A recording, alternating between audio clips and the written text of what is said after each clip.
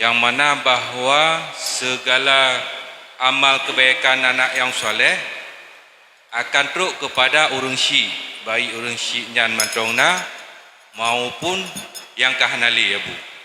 Cuma pun na payah dah niat abu. Seumpama lagi malamnya abu tajak beut. Ya Allah, ne petruk pahala lun jak beut kepada urang syik lun yang hanali. Atau tanpa tanit pi dengan sendirinya teruk abu. Enan mantong abu perian, kamu ucapkan terima kasih. Urang awal geyu atau lang peraturan. Anaknya bertayu semayang tapurno lintanya dua orang si. Habis kita nyonan tu 8 roh. Nyanda hana niat kita nyo di puan ibadat amal yang kita nyo purna. Dah hana niat dia tak semayang kata purna li ayah 5. Nah payah niat.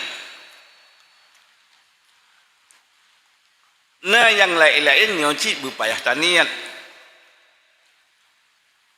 Tak buat Quran cigak Quran kau nyam purno. Nyam kalau buat Quran tetap naik kan nyan. Neng sebab tu cibunan taniat. Karena dia niat tak kirim sebab tu.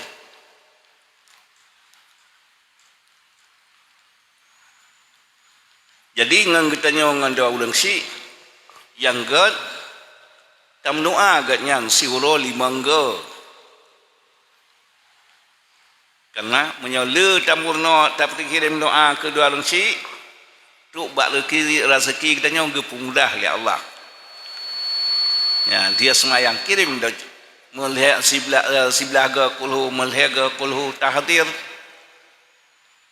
atau taniat gebetu ya Allah. Terima kasih.